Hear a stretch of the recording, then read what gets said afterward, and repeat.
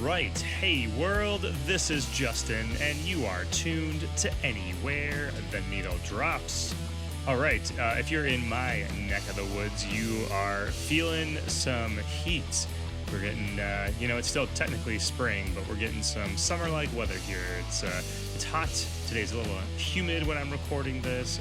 It's feeling a little bit like summer, and you know what that means. Of course, it means all sorts of fun art and music events in the local region. So it seems fitting that today's guest is Lo, the founder of YART.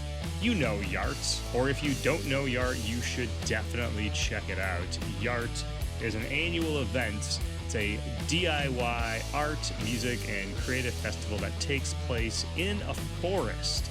And it's such a fun event.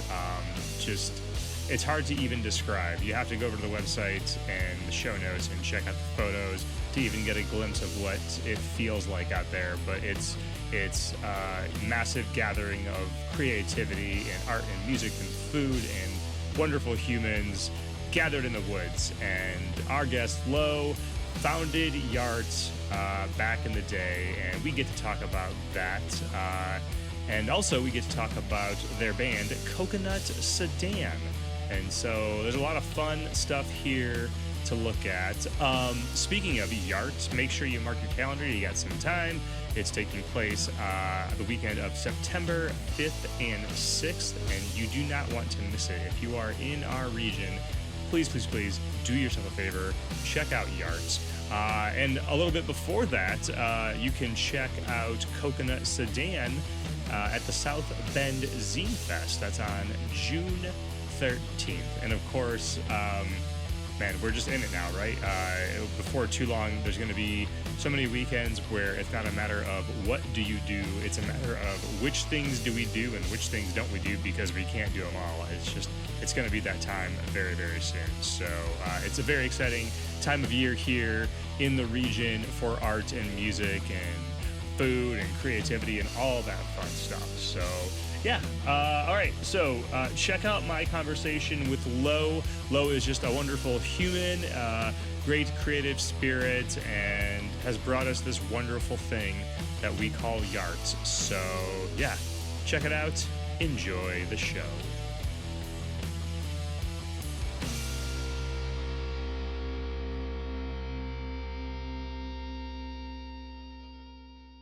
Let's dive into a little bit of your origin story. Are you from this area originally?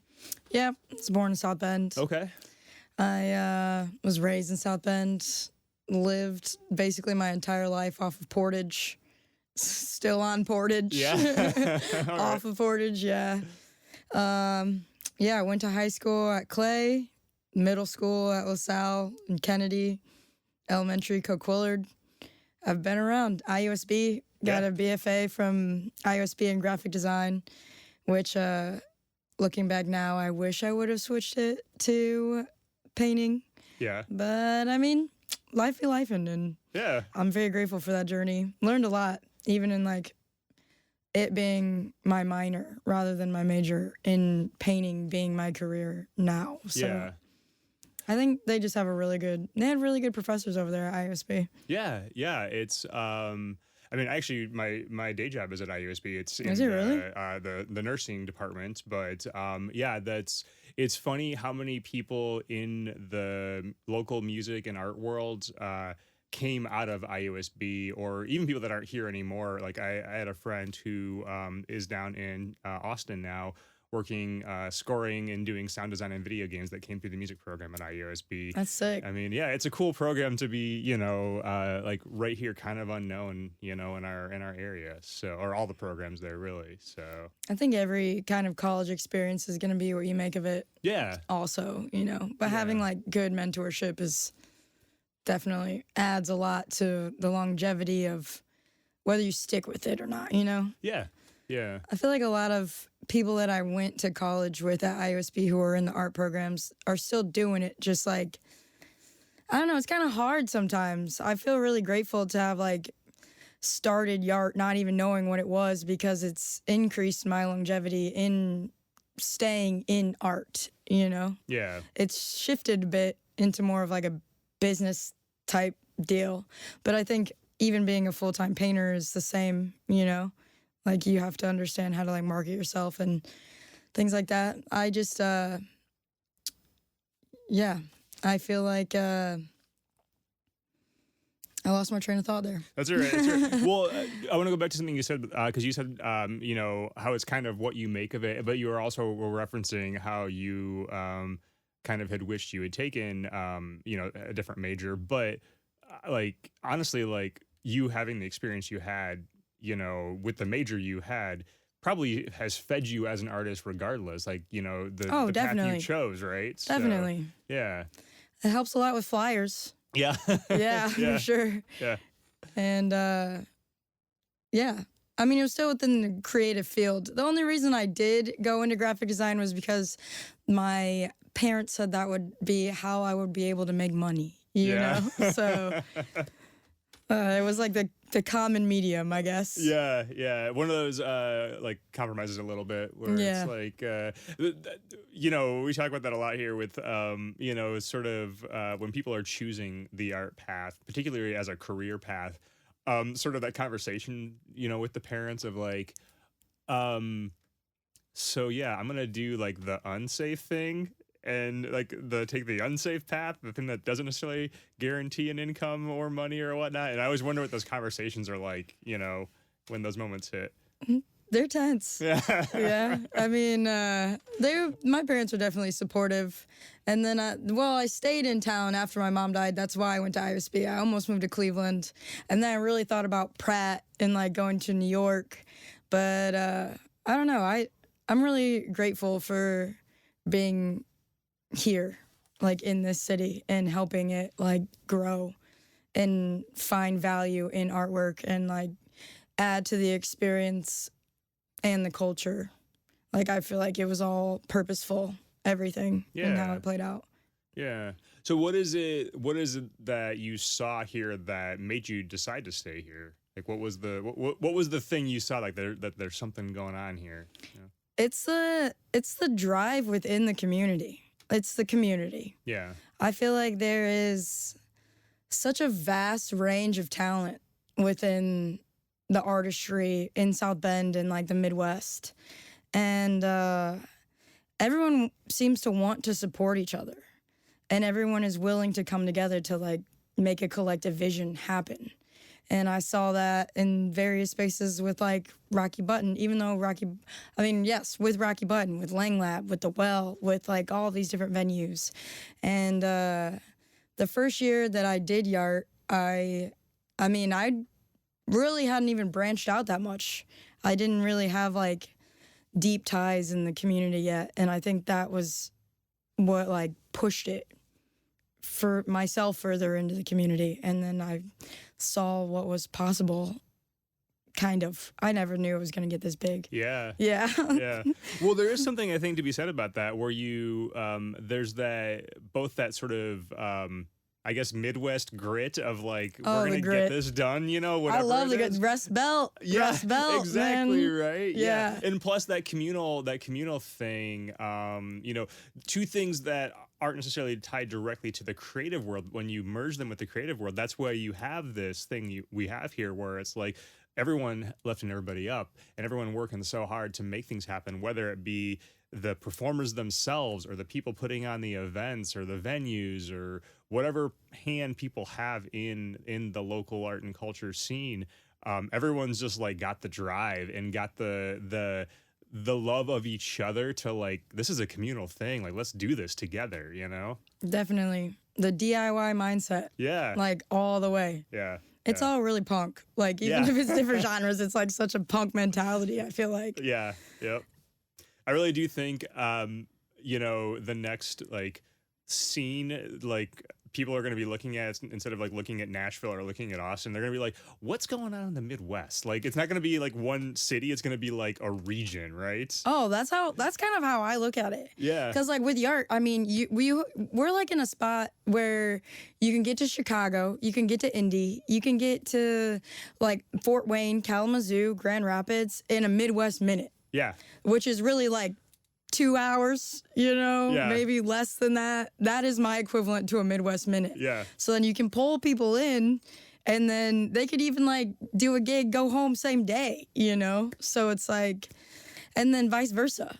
Yeah. So you're building community outside of just the city, but in the region, Yeah. Midwest region. Yeah, well, and we're also just in this sweet spot between, if you've got someone that's like a touring musician or touring artist passing from Chicago to Detroit, say, you've got like, we're right smack dab in the middle essentially, and it's like, oh, if we can create a lure for them to come here and stay here and spend an evening here and perform and have that experience, then like we're so perfectly situated, We really are. Yeah. We really are. Yeah. It's a great spot. I remember, I think anyone that grows up here goes through that thing where it's like, oh, I got to get out. I got to go some other place, and I've talked to so many people who had that realization of like, instead of going to that place over there, that's supposedly where all the cool stuff is happening, why don't we just make the cool stuff happen here? I did have my short stint in Portland. Yeah. I kind of can't even count it now because like it was less than 4 months. Oh, really? Like it was maybe only three months I was there. Yeah. Maybe less than that. But I could just tell. I was like, this is not it. Yeah. Like, I mean, Portland's cool and it's like really beautiful, but it just is it felt like a city of transplants, myself included, because it wasn't where I was from. Yeah. And a different mentality. The West Coast is a bit different. I agree with it, like in many ways, but it's not as gritty as this region. And I'm a very gritty person. Yeah. And I felt like I had like the alchemist journey pretty quick. And then that was after first YART, and then came back to do second YART, had a late start, and then ran it still. Yeah.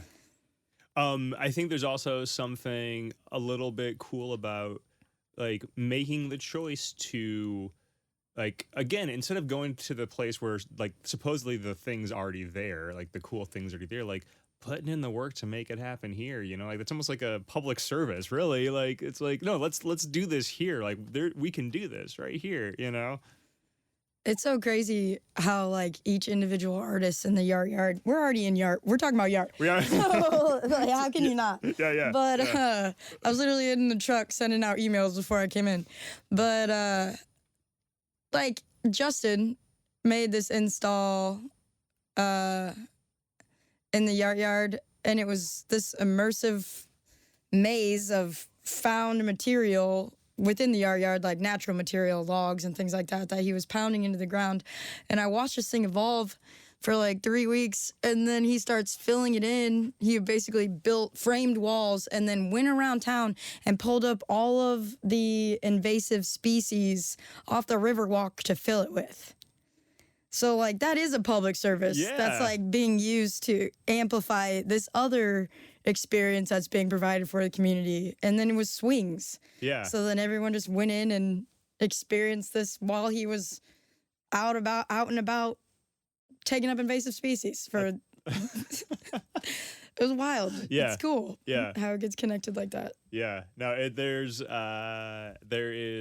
so much there. Okay, we'll get to YART in a second, but let's talk about just you as an artist for a second. So, okay, so you went to school for graphic design, you minored in painting, but like, tell me a little bit about what you are doing as an artist these days.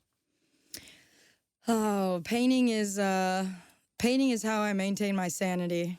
It is very personal and very emotional. So, going through life, I just come up with a metaphor for how I'm feeling. I'm a poet. I'm also in a band now called Coconut Sedan with Katie Quiggle and Aaron Flanagan. Flanny. Yeah, Flanagan. I'm actually about to go meet up with nice. Aaron. Yeah, but because that's Niles.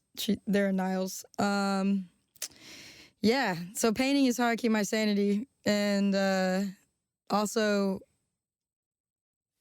just a staple of my being. Music is very different. I used to do spoken word a lot, and I watched this documentary about Kathleen Hanna. And she said, yeah, I was doing spoken word first, and then someone came up to me and was like, why are you doing this? You should start a band. No one comes to these things.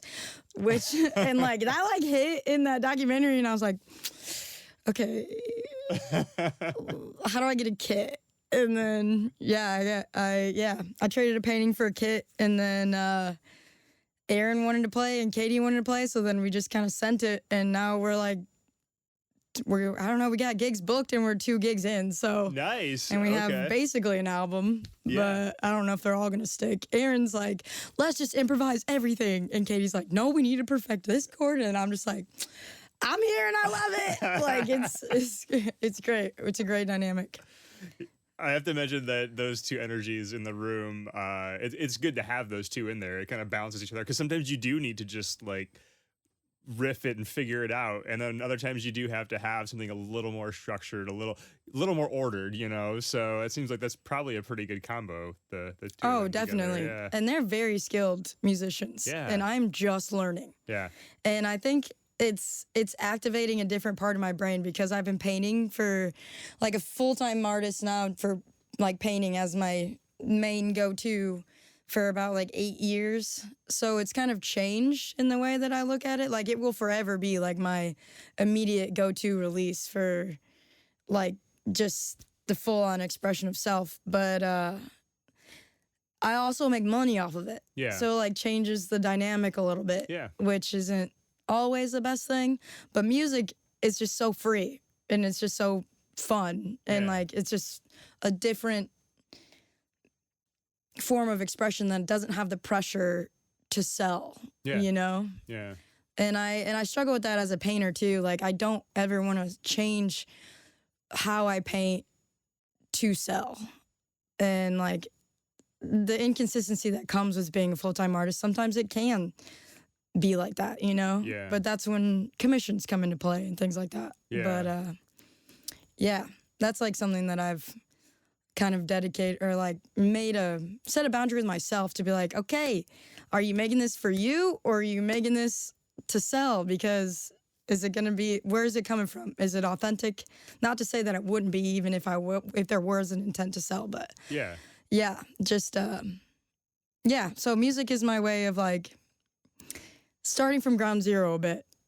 Yeah, so going back to the painting for a second, is there, you mentioned painting for yourself. Are there pieces that you create just for the sake of creation that don't even get shown or displayed or anything like that? It's just like, okay, I've got to get this emotion out, I've got to get this story out, or whatever I'm feeling, I've got to express myself in this way, and then you put that onto the canvas, and then that's what it is. It's for you, it's not for anyone else. Is that anything?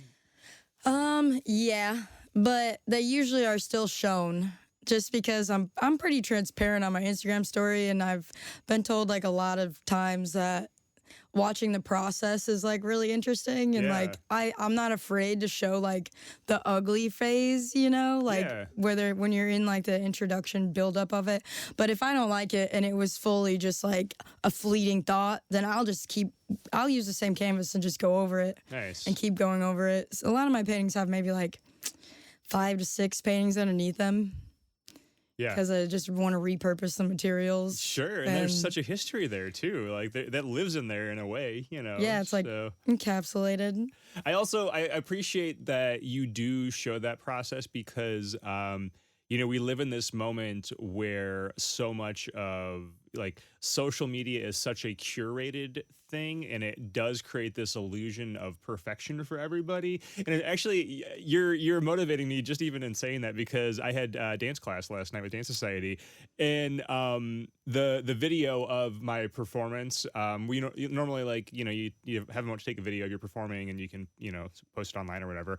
And I didn't post mine last night because I had one really good performance that I didn't capture on video, and then the one that was captured on video, I'm messing up left and right, and it looks bad. But now you're motivating me. I'm gonna go home and post that, actually, because like people seem to enjoy the process of that, right? The imperfection. Yeah. Definitely. Yeah. I mean, I get in my head about it too sometimes, but it's more so just, it's not necessarily my paintings. It's more so like being perceived, you know? Yeah. So like, and I think that is a thing with social media, definitely. Everyone does the highlight reel instead of like the grit Yeah. a bit. The Yeah. real human That like, gets you there. What yeah. gets you there, you know? Yeah. Yeah, all the imperfections and yeah. Okay. Humanness. Exactly. Yeah. Yeah. So so it sounds like maybe going back to the band, it sounds like, and what's the band again? Coconut Sedan. Coconut Sedan. All right. So it sounds like We also might just change our name all the time. that's We came up with, I think, yeah, last night we were talking, I came up with Plum Hummer. So it would just be like different variations of like cars and fruit, I guess. I love it. I The love it. possibilities would be endless. Yeah, just Yeah. every time, just a new one. It'd be pretty great. Yeah. I don't know if we gain a following, but like, You know, it's fun. people would it's figure fun. it out. Yeah, yeah. As long as, and again, as long as you're having a good time. 'Cause, Exactly. Like, if that's the outlet, you know. Yeah. Yeah. That's awesome. So it sounds like maybe some of your poetry and spoken word is that becoming some of your lyrics for the songs? Oh, definitely. Okay. Yeah. All right. Yeah. Definitely. We did a set at Lang Lab last Friday and brought up like 3 other poets. Nice. And I think we really want to just keep collabing with people and letting it just become more of like a collective like creative endeavor. Yeah. Rather than, I just love collaborating. Yeah. I think me, Katie, I probably can speak for all 3 of us and say that. Because it's like empowering, you know? I mean, the last line of the song that we brought people up on my part was, we've been conditioned to remain quiet so they can continue to profit off our silence. So then, and it was like a big spiel on the patriarchy and whatnot. And then we brought up like a bunch of femme individuals and then they just like had their like empowering moment. And Yeah. it feels good to be able to like build a platform to like give other people voices too, you know? Yeah. Yeah.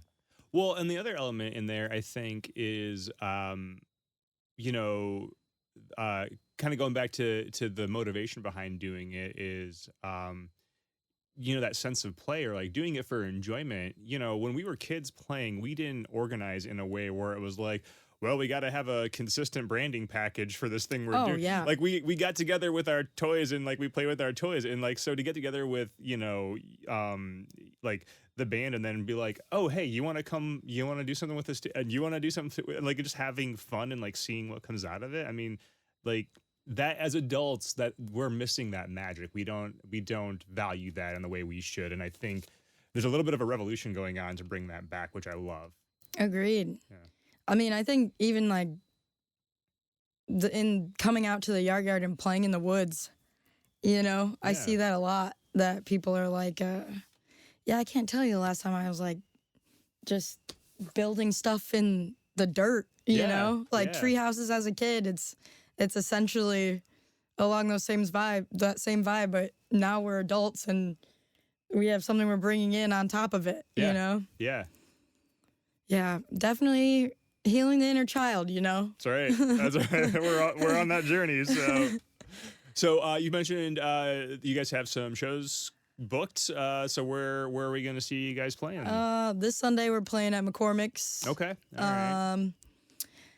This will be out, unfortunately, after that. But, okay, and then we might be doing the first Fridays at Rocky Bund on May 1st, but I gotta. That was one of the people I was gonna text in the truck. Forgive me. You know, everyone's human. That's right. But yeah, May 1st, and then we're playing Zine Fest at Lang Lab, which I think is June. Okay. All right. Yeah. So there'll be opportunities to see Coconut Sedan or whatever name you're going by. Just, so everyone out there, depending on when this comes out, those shows might be past or not, but just look for the fruit car combo, and you'll know the fruit car combo. Fruit car combo. That's great. I love that so much. Yeah, I definitely need to come check you guys out because Flanny and I just know each other from being Niles people. But I've run into the 3 of you several times now, and I keep hearing about this band, and I haven't had a chance to actually hear you yet. So I need to get out there. We've only had 2 gigs, and the first one was only 10 minutes. So. Yeah, okay. We're building. We're building. Yeah, we were out Friday night, and actually the Lang Lab event, which I didn't realize you were playing at, but the Lang Lab event was on the list. I hadn't even looked at the details. I just knew, oh, it's the first Friday at Lang Lab. That's like we were sitting there at dinner, like, okay, what do we want to do? Do like there's like this thing at the Rocky Button, and it was like, and we just ended up going and catching the show at the Button. But, Yeah, I'm sad I missed the sax set. Oh yeah, What were they called?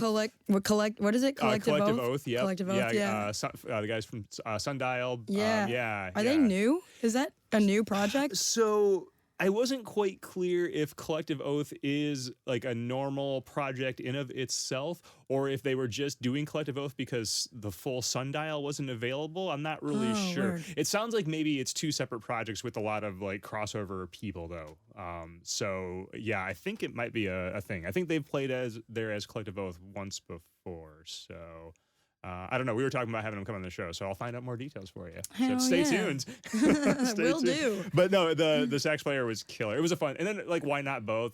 Just killed it. Yeah, I haven't seen them in a minute. Yeah, and Pendle put on a good show. Hell yeah. So yeah, it was a fun time. But I even love that problem where literally I'm sitting at dinner, and we're like, there's like 5 things to do. Which one do we choose? Like, what a great problem to have, you know? Like, like within 15 minutes of where we were sitting for dinner, there were different things to go do, and it was like, I guess we'll go to that one this time. You know, I love having that I'm problem. Bebop.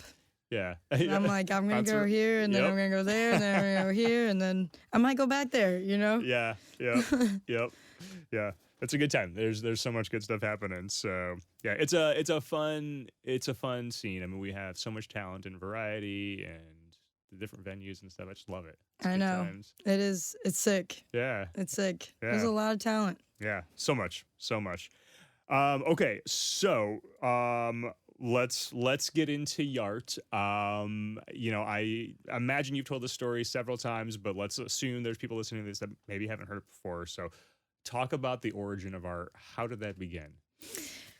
YART started as YART, and but then it's now evolved into just YART, which I think we need to like go back because YART is like also like, I don't know, an Urban Dictionary term for a marijuana cart. Is it really? Yes. And I'm like, oh, that's not good.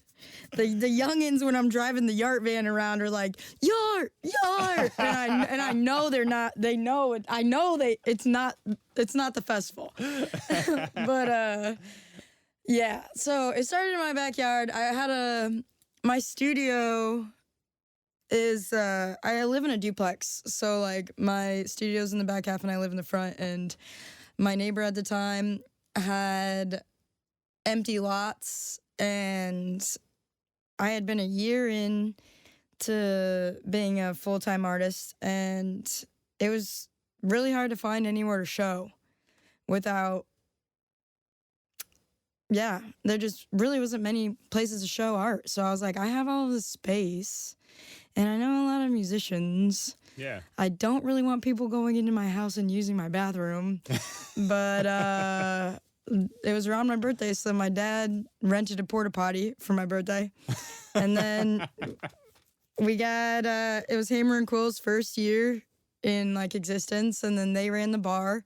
And then we realized that we needed some kind of walls for excise to get a permit. So then we used that as an opportunity to build out the space. And then various artists came through and started doing weird stuff, and it started as like a perimeter necessity of excise, and then it became an immersive experience. Okay, so let's just step back a minute. Like, you give me the pitch when you walk into Hammer and Quill. Like, what do you say to them? Like, how do you describe this idea? Like, do you guys want to come be at the bar and then like at what? Like, what did you describe to them? Well, I mean, I had my first show at what was Hammer and Quill, like, or what is Hammer and Quill. It was like orange wall venue type deal before. Like, that was a part of the general. They had, like, a ping pong table in there. With, it was just, like, a room for a while. Yeah, exactly. Day, So, like, I mean, I think they kind of knew that it was going to be something. So when I was like, hey, like, you guys are just starting. Do you want to like sell beer here and you make a profit? You know? Yeah. It didn't take much. Yeah. Because I think they already kind of knew where I was. Like my first show there was called Shit That Stinks. And like, I don't know. I think they had a certain understanding that maybe it'd be cool. So did you just describe it to them as like an art event or like a music festival, or how did you? Because okay, so for people listening that don't know what YART is, I mean, it's essentially an art and music festival that takes place in the woods. Like that's like the. It's now 2 days. Yeah. It's like, and then that's the most distilled description of it. But like, how did you describe it to them when you're like, I'm throwing an event, I'm throwing. I was like, I'm throwing this party. Okay. It was gonna be a birthday party, but. And because I was like trying to reclaim celebrating my birthday because I had a hard time, like, I don't celebrate my birthday type deal. But then, that year I was like, that's masochistic. I deserve to be alive, so I'm going to celebrate. And then it was going to rain that day. And then it just got pushed back, which was fine. And then, I don't know.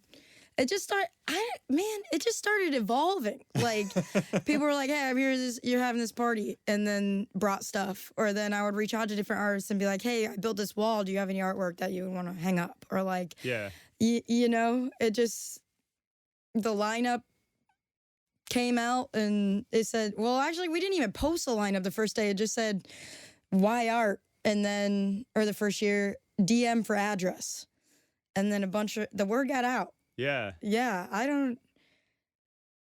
it's crazy to think about, actually. Yeah, there wasn't much intact. Yeah. Besides, like, hey, I know some really cool bands, and they were down to play. Yeah. And then we did, like, I really feel like just, like, the connection to the general when they were having open mics and stuff there. And then, That definitely was a big part of it, like in how the word got out then, because it was like a hub. Yeah. And then we just kind of moved the hub that day. Yeah. A bit, you know? Yeah. I get that. Yeah.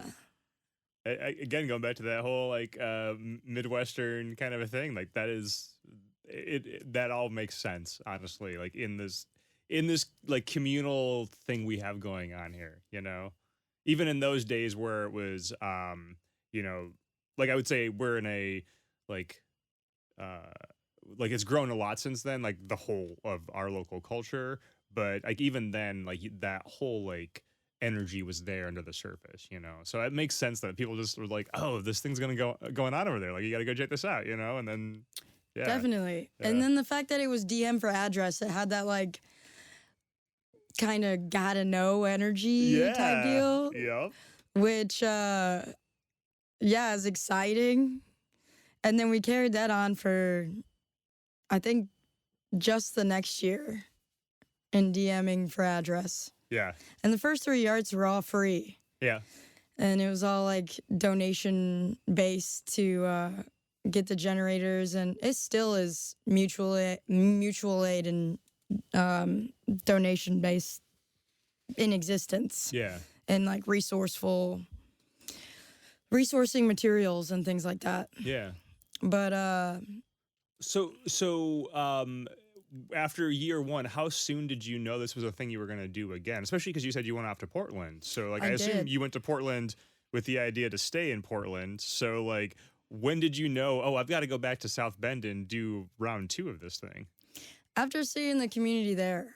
Yeah. And then people reaching out to me and being like, so I guess no YART, you know? Yeah. And then like got my wheels turning into like, man, what did I just do? Like, why am I here right now? Yeah. You know? When this amazing thing just started, it just sparked like weird, it ignited like a fire of possibility that I think I might have been running away from. Really? In the first year. Yeah, because I feel like I dealt with like a lot of like self-loathing and like self-doubt, and I still do. But I don't know, it was like the outreach of the community and being like, this was awesome, like this is cool, like this could be so cool. Like that I was like, man, I gotta get over myself a bit because this is this could be something. Yeah. And then came back and had it at Paul Kuharic's, who pretty much got me my first show at the General, and then spent the summer in his backyard because it was a lot bigger than mine. Yeah. And then third year, the Digginses behind Meyer on Portage. And then the fourth year is where we found the acreage that we're on now with the Raymond family. Yeah. And we've just been expanding ever since. Yeah. Is there like a whole YART team now as far as like... Hell yeah. Yeah. There's a whole YART team. I need to, it's on my list to make a directory. Yeah. Like of just all of the artists that are doing all of the different things. It's just, it's so crazy. It's not like a traditional festival where you're like, you are A17.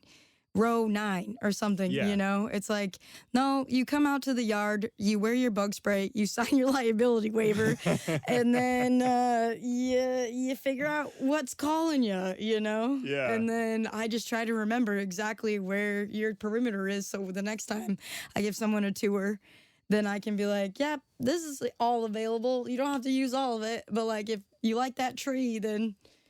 hell yeah, you know? It's interesting. It's very nuanced. Yeah. How many years are we at now at this? This is going to be the 8th year. Wow. How's that feel? Yeah, insane. Insane. It feels like there's going to be another leap coming. Like, I feel like in order for YART to grow into, like, its full potential, we're going to have to get our own land. Yeah. And we've been thinking about Michigan. We've been looking up different like land contracts and everything like that. But the Midwest Minute, you know? Yeah. So we want to keep it within like an hour from where it already is. So that way the people who are heavily involved don't have to travel as far to do the same things that they would, you know? Yeah. But in a way, it'd be like starting over. Yeah. Which we did the first 3 years, but now it's like, I am personally very attached to this yard. Yeah. Like, I know that yard more than I think I don't know, the English language. Like, like it feels so special to me whenever I'm out there, you know? Yeah. Like all the different energies and like seeing things evolve and watching people make memories, you know? Yeah. I think that transition's going to be hard, but I think it's going to be necessary. What do you think is lacking in the current space that you're looking for? Like what's needed for the next, what is the next step for?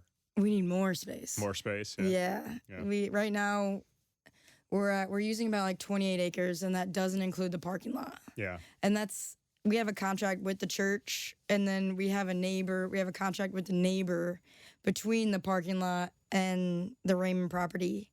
And he does not really like YART that much. Ah, okay. Yeah. So we're just like really hoping that he doesn't extort us too much and, and we can get maybe another 1 or 2 years in this space. Sure, you know? yeah. But yeah, there's like weird behind the scene things that you would never actually think were there to make it possible. But if we had our own property that had enough space for parking, then I think we would start building permanent structures. We would have like artist residencies. We would build tiny houses and like bring in artists from around the country and have like a tools library and a greenhouse and like make it something that's like way more than just 2 days. Yeah. Like, I'm a huge fan of Meow Wolf. I don't know if you've heard of Meow Wolf. They have 4 different experiences. Like they're full-on experiences. Like you could spend hours in this place. The first one was in Santa Fe, and it was an old bowling alley that they gutted, and then they built a house inside of the bowling alley, and the house becomes distorted. And you can slide through the washer, you can like go through the chimney, and then you're in like an intergalactic space agency. Oh, wow. Pick your travel. And then you start going through different dimensions, and it's a full-on like creative takeover. Yeah. And you could go through it a million times and you probably wouldn't even see the same thing. Yeah. And it's like the closest thing to what the YART experience is to me, but we're outside. Yeah. You know, and Yeah. then YART to me is also more than just like a regular festival because it's so artistically involved. Whereas like a lot of people compare it to like Electric Forest, and that probably is the closest thing to it. But I also feel like those installs are, I think they're permanent. I'm not too familiar with Electric Forest, but I just see the community aspect of what YART is evolving into something that could be even more sustainable for the arts community. In like, I mean, Meow Wolf has like 300 artists on salary. Yeah. You know, they have like a sustainable network of evolving installs from various artists that are on their team, you know? So I don't know. That gets way more into like the business side, but I think a big part of why I personally want to keep doing YART is to like help with sustainability of the visual artists in South Bend. Yeah. Because we don't charge booth fees or anything like that, because I know how hard it is to like make ends meet some months as an artist. And yeah, I just feel like we've built this platform that could evolve into something where we can keep utilizing our talents and build it up even further, you know? Yeah. Well, you know, and I know that like when you mentioned the business thing, like that can feel a little uncomfortable or like even like gross or whatever. But like you also just referenced why that's important, because people need to be able to feed themselves. And if you're an artist, that is so difficult. And so having a home like YART for local artists is important. That business side of it is important. Is as important as the creativity, because it gives them the ability to live and create then, you know? So, and I think we're in a moment here in this area where that kind of thing is definitely a possibility. You know, there's some magic happening, you know, and a lot of it's still rumbling under the surface, but it's coming out. And like, there's a thing going on right here in our region, and that's a part of it. So 100%. So yeah. Yeah.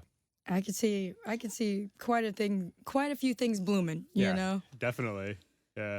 I think we're all perennials. Yeah, we are. Because we survive the winters, you know? Yep.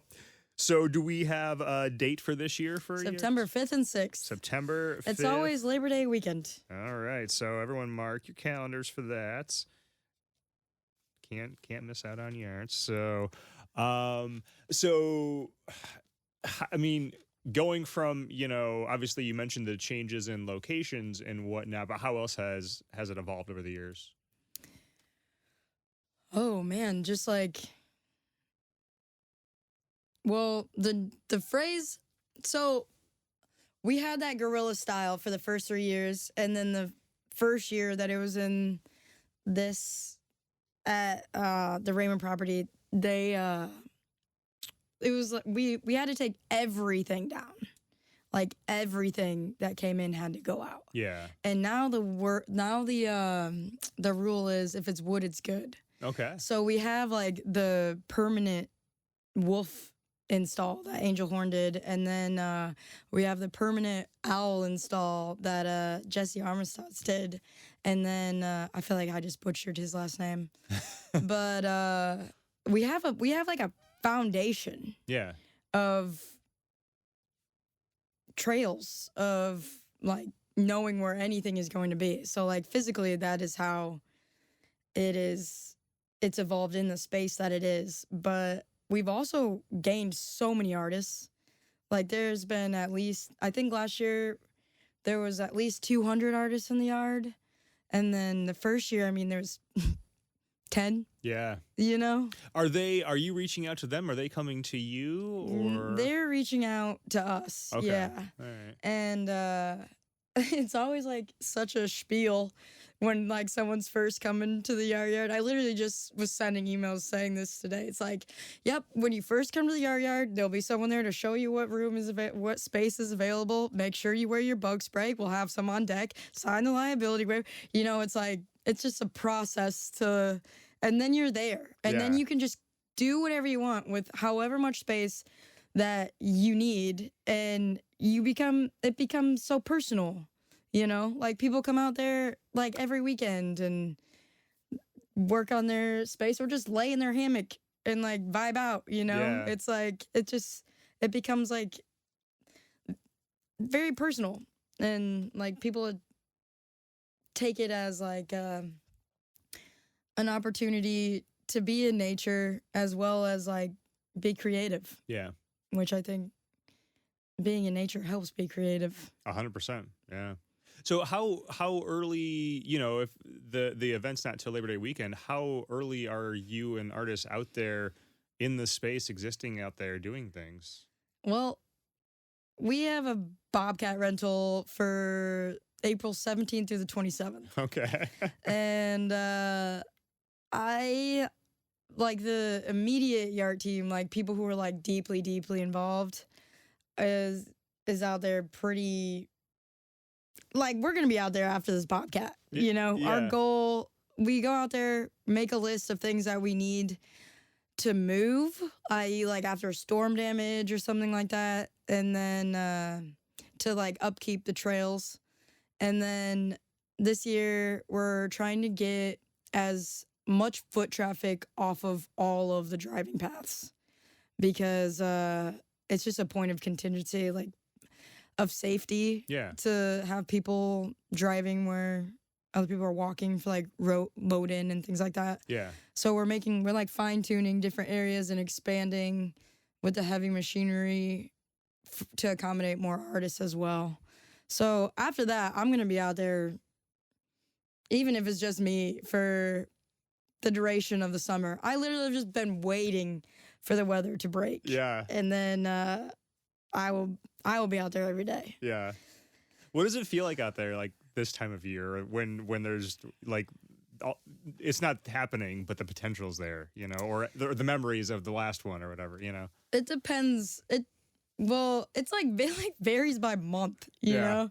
Because like after YART last year, I always get like a post-YART depression Yeah. because I spend so much time on this, and like that is my entire life pretty much for the like for a good 6 months. That is just my entire existence. Yeah. That's all I talk about. It's just yeah, it's my entire existence. That's all I'm working on.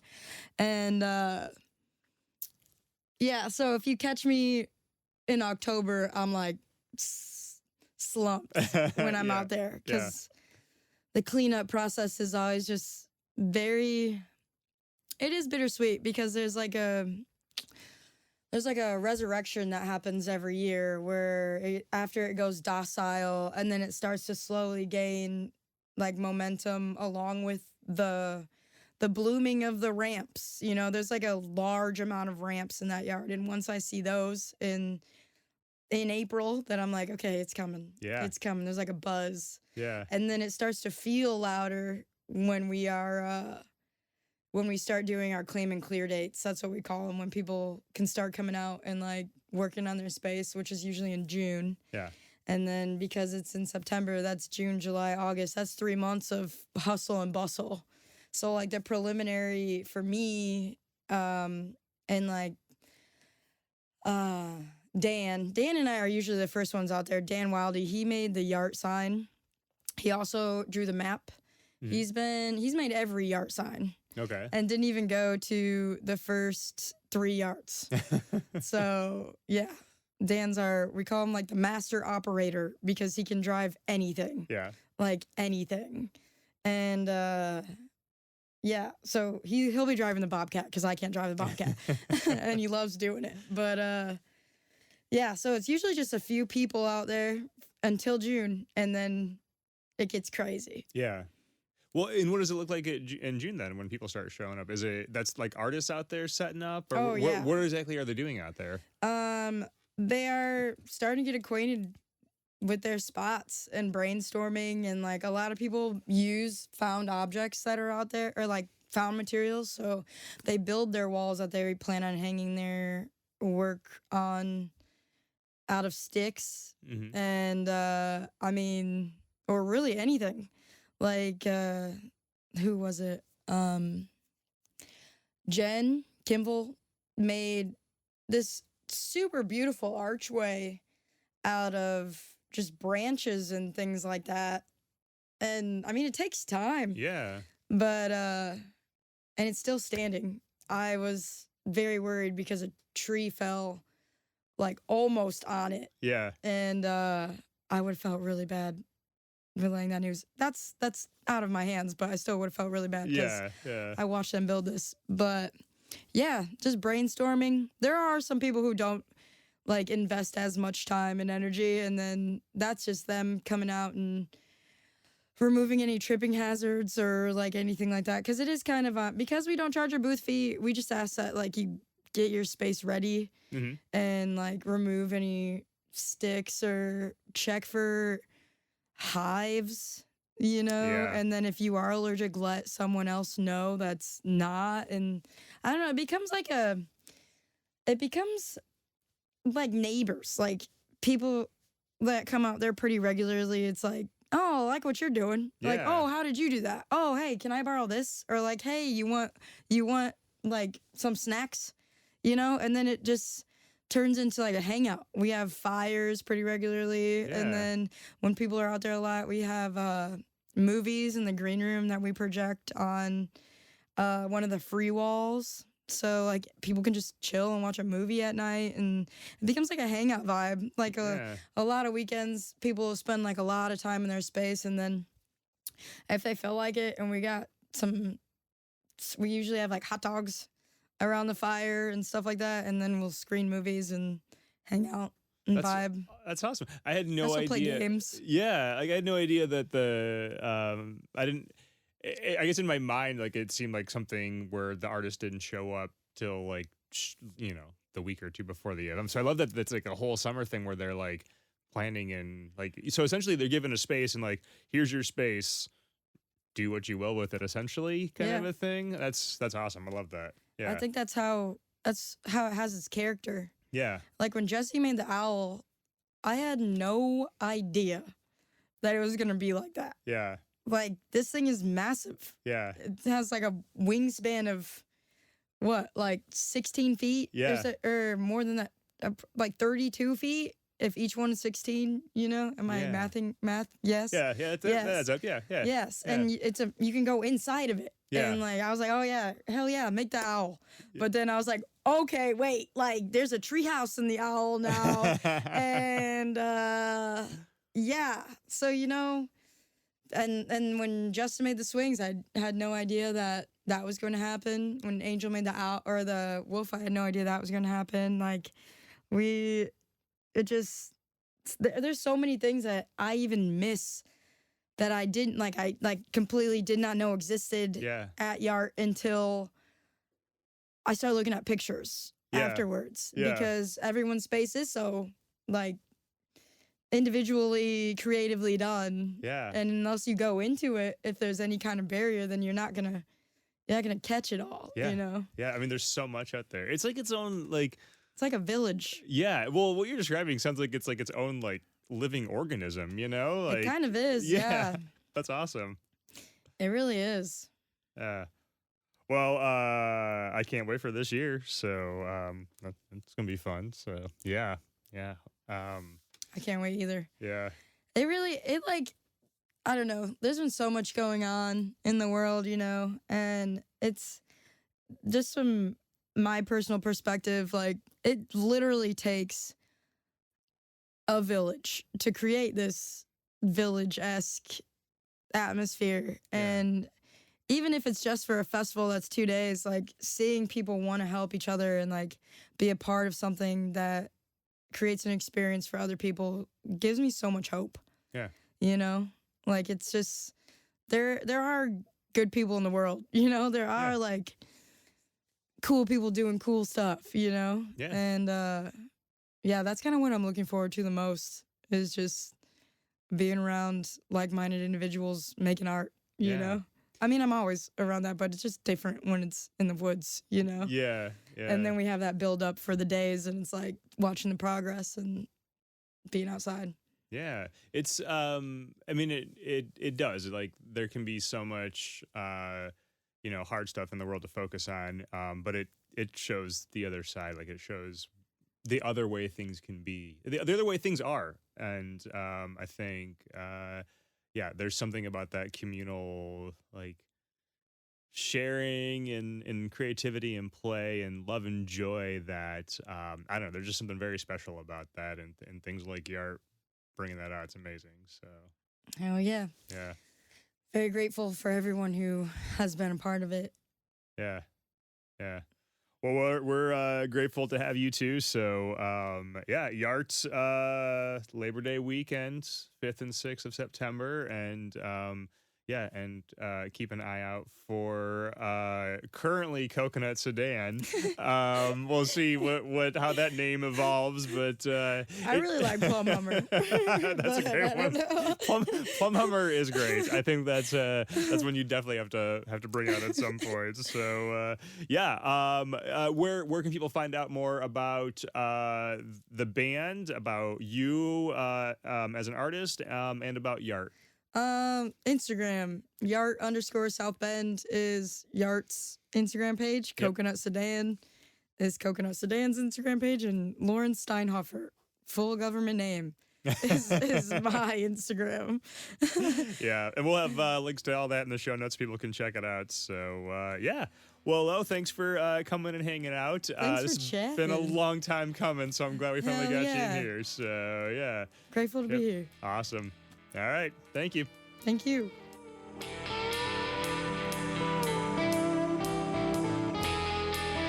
You've been listening to Anywhere the Needle Drops from Red Chuck Productions. Keep up on new episodes of this show, our live events and various creations and other happenings over at redchuckproductions.com or by following us on social media at Red Chuck Productions.